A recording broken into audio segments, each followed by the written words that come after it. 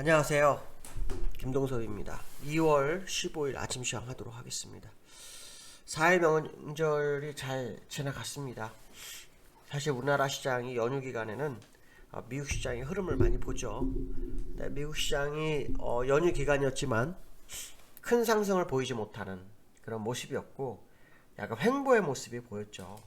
그래서 오늘 시장 어떤 영향을 미칠지는 뭐 봐야 되겠지만 어쨌든 횡보지만 미국장은 월봉상 일단 고가를 갱신하고 있고 월봉이기 때문에 완성이 아직 되지 않은 상황이라 2주간 더 지켜봐야 되는 그런 상황이다. 이 정도 해석을 해보셔야 될 것 같아요. 오늘은 세 가지 정도 얘기를 하려고 합니다. 뉴욕 마감 3일 동안 있었던 일들 한번 좀 보고요. 그 다음에 비트코인이 오늘 아침에 5만 불 육박했다 이런 이슈가 있더라고요. 이것도 한번 얘기 좀 해보고요. 2030이 지난달에 74만 명이 쉬었답니다. 왜 중요할까요? 경기가 이렇게 안 좋은데 주가가 가는 게 맞느냐에 대한 생각을 한번 해봐야 되지 않을까, 뭐 그렇게 말씀드리고 싶습니다. 자, 첫 번째는 뉴욕 마감인데요. 일단 지수는 차트상으로 보시면 지수는 최고치예요. 최고치. 지수는 거의 최고치입니다. 여기 조금 더 크게 볼게요. 거의 최고치죠. 그쵸? 돌파가 돼서 여기서 무너지지 않기 위한 노력이 있었고 월봉상으로 돌파 시도를 하고 있는 모습이에요. 지난달에 쌍대를 만들어서 추세하로 방향이 바뀔 수 있는 그런 차트를 만들었다가 지금 양봉을 세웠는데 2주 안에 어떤 모습이 나오는지 굉장히 중요할 것 같다. 만약 윗꼬리가 길어지게 되면 결국 쌍대 영향력으로 다시 진입하는 거고 윗꼬리가 길어지지 않으면 다를 수 있다. 뭐 이런 생각을 해보고 있어요. 그래서 제가 아마 여기 돌파가 되면 한 4,000포인트 정도 여력이 있다. 뭐 그런 얘기도 한 적이 있었는데 아직은 잘 모르겠습니다. 조금 더 지켜봐야 되겠죠. 일단은 이러한 모습이 이 일본에서 행보가 나왔던 이유는 악재를 호재로 막았다. 뭐 이렇게 해석이 되는 것 같아요. 무슨 말이냐면 3일 동안 미국에는 여러 가지 이슈가 있었겠죠. 자, 그 중에 이제 대표적인 이슈가 지표가 두 개가 있었고, 국채가 1.2% 정도 상승하는 그런 모습이 있었어요. 지표에는 이제 소비자 태도 지수라는 게 있었고, 그 다음에 실업보험 청구자 수가 있어요. 두 가지가 있었는데요. 소비자 태도 지수가 그러니까 이전 월에는 79였고, 이번 76.2, 그러니까 굉장히 떨어진 상황이었죠. 그래서 주가가 약간 미는 듯 했지만, 낸시 펠로시가 이달 중에 부양책 가결 가능성. 근데 사실 이거 의미가 없는 것 같아요. 너무 웃긴 게 뭐냐면 민주당이 상원과 하원을 장악했잖아요. 상원 통과했어요. 그러면 당연히 하원은 통과인데 뭐 통과될 것 같다는 식으로 뭐 이런 분위기를 연출한 것 자체가 되게 웃긴 거 아닌가요? 저는 통과됐다고 보고 있고요. 다만 시장에 이슈가 없는데 이 부양책을 자꾸 전면에 내세우고자 하는 시장의 어떤 움직임이 있는 거예요. 근데도 불구하고 시장이 뜨뜻미지근한 거다. 이렇게 해석을 좀 해보는 게 맞고요. 그 다음 두 번째 지표가 뭐냐면 실업보험인데 이것도 1만 명을 감소를 했어요. 예. 근데 시장 예상치는 76만 명이었어요. 근데 시장에 나온 건 79만 3천 명. 1만 명 줄었는데도 불구하고 여전히 실업보험 청구서가 많아요. 근데 이것도 사실은 여러분 아셔야 돼요. 우리나라도 직장 다니다가 실업보험 청구하면 6개월 받고 6개월부터는 못 받아요. 미국도 똑같아요. 근데 이제 중요한 거는 그거예요. 시장은 그런 거 안 따진다는 거예요. 그때그때 수치만 본다는 거지. 그렇기 때문에 사실은 미국 실업자가 엄청 많다는 거 다 알면서도 그냥 눈 감고 아웅거리는 지표입니다. 네, 그렇게 보시면 돼요. 우리나라도 마찬가지예요. 6개월 다 받은 건 다 제외. 네, 그리고 새롭게 하기 때문에 그거는 뭐 저도 그런 걸 다 알면서도 그냥 있는 지표대로 읽어드려요. 왜? 시장은 또 거기에 반응하거든요. 너무 신기한 겁니다. 어쨌든 그렇습니다. 그래서 미국이 지표의 악재와 미국채의 상승 이런 것들이 있는데도 불구하고 낸시 펠로시의 그 발언이 시장에 상당히 영향을 미쳤고 또 시장에는요 증시 고평가 논란이 있어요. 저는 사실 지금 고평가 됐다고 봅니다. 이제 문제는 뭐냐면 반응이 나오질 않고 있는 거예요. 그 연준이 해야 될 일 중에 하나가 시장에 돈 푸는 걸 다시 회수하는 문제가 있잖아요. 테이퍼링이라고 하는데, 이 테이퍼링을 하기 위해서는 주가가 좀 올라가는 게 맞죠. 근데 쉽지가 않은 거예요. 고평가 논란이 나는 거예요. 연준도 딜레마에 빠져 있는 거죠. 테이퍼링 못 할 수도 있고, 아니면은 한 방에 뭐 2.5, 3%씩 막 땡겨 올려가지고 순식간에 해서 한번 긴축발작 이렇게 끝내려고 하려고 할 수도 있겠죠. 어쨌든 연준이나 시장이나 서로 엇갈린 상황이다. 뭐 이렇게 해석하시면 될 것 같아요. 고평가 논란에 연준은 고평가가 아니기를 바랄 수도 있는, 또 인플레이션이 나올 수도 있는, 뭐 여러 가지 스태그플레이션이 나올 수도 있는데, 어쨌든 여러 가지 상황으로 좋지 않은 상황은 맞다. 뭐 이런 생각을 좀 해보고 있습니다. 뭐 판단은 여러분이 좀 하셔야 되겠지만 현재 상황을 그대로 읽어드리는 거다라고 말씀드리면 되고 있을 수 있고요. 두 번째는 이제 비트코인이에요. 얘가 지금 좀 문제죠.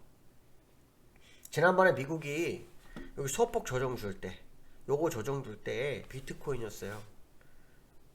혹시 기억하시는지 모르겠는데 옐런이 비트코인에 대해 제재를 암시하죠. 근데 다시 올라왔어요. 특히 테슬라가 15억 불을 샀다. 뭐 결제를 해줄 거다. 뭐 자동차 살 때 결제를 수단으로 쓴다. 모건스탠리에서 뭐 인베스트먼트라는, 모건스탠리 인베스트먼트라는 부서가, 그런 데가 있는데 투자 대상으로 뭐 고려한다. 뭐 BNI, 뭐 뱅크 오브 아메리카, 뱅크 오브 뉴욕이죠. 뭐 자금의 융통이라도 관리자 서비스를 하겠다. 뭐 이런 식의 뭐 뉴스가 나오고, 뭐 미국의 한 주는 뭐 급여를 비트코인으로 주겠다. 뭐 이런 얘기도 있고 뭐 하죠. 그러니까 이게 대단한 그 어떤 뭐 상황이 돼버린 거죠. 근데 이제 우리는 두 가지를 생각하는 거예요. 저는 비트코인이 주식이 올라갈 때 우리가 상승의 거품의 최고봉이 비트코인인 거예요. 그러니까 비트코인이 더 상승하게 되면 시장 투자가들은 혹시 주가가 더 상승할까에 대한 환상에 젖을 수 있다라는 거죠. 근데 문제는 뭐냐면 여러분 생각을 해보세요.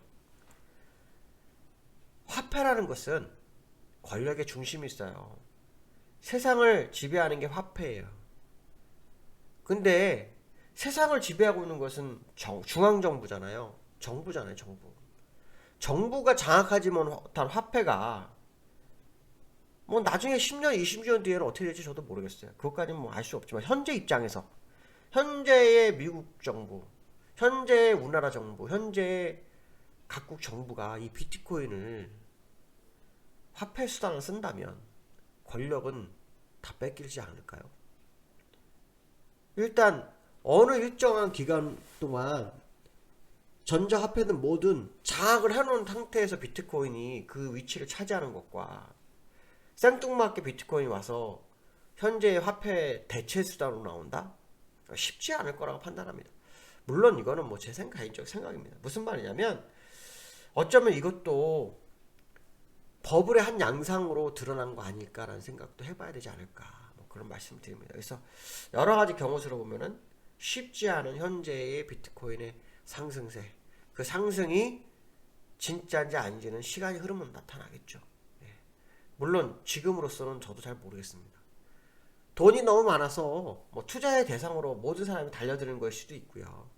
너무 막 많이 오르니까 한 번 그냥 크게 먹고 싶어서 이익을 보기 위해서 들어오는 사람도 있겠죠.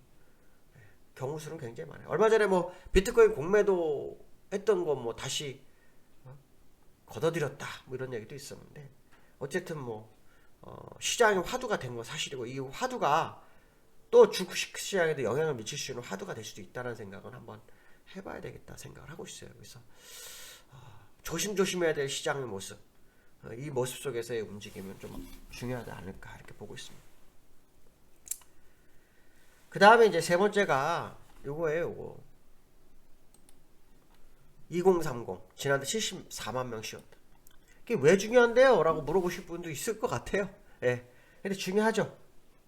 작년 한 해 1년 새에 한 31%가 증가했는데, 문제는 뭐냐면 쉬는 사람이 이렇게 많고 가계대출이 엄청 많은데 주가는 나르고 있어. 이걸 어떻게 해석할 거냐는 거죠.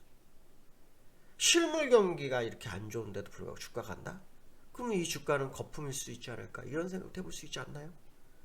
지금 주가가 오르는데 무슨 소리야, 이런 말씀 하시는 분도 있을 거예요. 그럴 수 있어요. 근데 분명한 것은 뭐냐면 실물이 언젠가 실물과 주가는 만나요. 그때 지금 이러한 실물 경기는 주가에 어떤 영향을 미칠까 이 생각을 해본다면 그게 중요하다. 특히 제가 어저께 유료 라이브를 하면서 비싸지 않아요.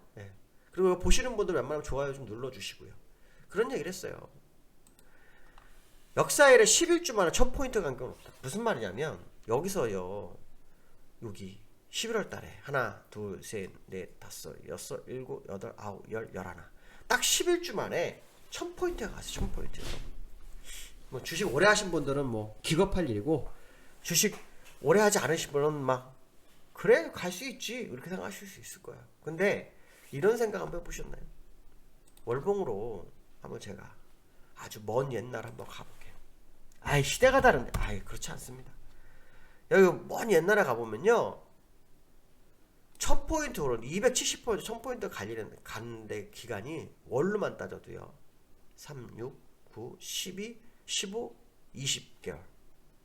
20개월이 걸렸어요. 20. 제가 월봉 그랬잖아요. 20개월. 1000포인트 가는데 20개월.